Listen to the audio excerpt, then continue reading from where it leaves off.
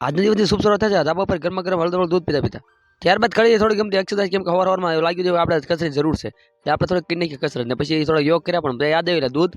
દૂધ તો જોયું દૂધ તો થઈ ગયું હતું પણ ખાલી થઈ ગયું હતું પી કોણ ખબર જ ન પડી ત્યારબાદ જો ચક્કી બેન પણ આવી ગયા નીચે કરવા માંડ્યા હતા ત્યારબાદ આપણે ગયા ધાબા પર મૂકવાની તાળપત્રી અને થોડુંક બધું કામ હતું તો ફટાફટ તાળપત્રીને આપણે સીધા સીધા ધાબા પર તાળપત્રી પાથરી અને પાથરી ફટાફટ થોડીક વાર આપણે કરવાનું એડિટિંગ તો એડિટિંગનું કામ કરતા કરતા ક્યારે હોવાઈ ગયું ખબર ન રહે અગિયાર તો બપોરના બાર ને આપણે તો વાળીએ ફટાફટ કાઢી આપણી બાઇક ને ફટાફટ હું બહાર નીકળ્યા ફટાફટ સીધા વાળીએ અને વાળી બાદ લીંબુ ઘરે આવવાનું એટલે રોહિતભાઈ સાથે હું સીધો રોહિતભાઈ આવતા રહ્યા પાછા ઘરે ગયો તો રોંડા વાગ્યા હતા બે સીધા આપણે બે ગયા મારા જતો ઉપવાસ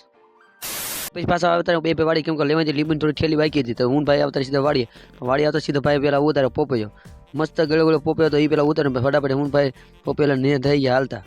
ફટાફટ લીંબુ ઠેલી બધી કમ્પ્લીટ કરીને બધા લીંબુ સાઈડ કરી દીધા ભરીને કમ્પ્લીટ લીંબુ નતા બાંધવાના એટલે ફટાફટ ભાઈ બાંધી દીધા બધા લીંબુ અને લીંબુ બાંધી પછી બે ભાઈ નીકળ્યા ફટાફટ ઘર તરફ લીંબુ ઢગલો કરી નાખ્યો ફસાઈ ગયો એર ચાલુ લીંબુનું કામ ચાલુ દાદા કરી નાખ્યું હું રોહિત પેલા પોપા એકાઉન્ટ ચાલુ કરી દીધું કેમ કે અમારે પેલા અહીંયા જીવો હતો એટલે પેલા મેં આ બતાવી દેવી વાત તો સહી સાંજના 4 ને આપણે ફરજિયાત 4 વાગે પાછું ફરીવાર ચડ નાખ્યું ચકીબેન પાછા સાંજના 4 વાગે પણ આવી જાય છે તો જોઈ શકો તમે આવી ગયા ચકીબેન પાછા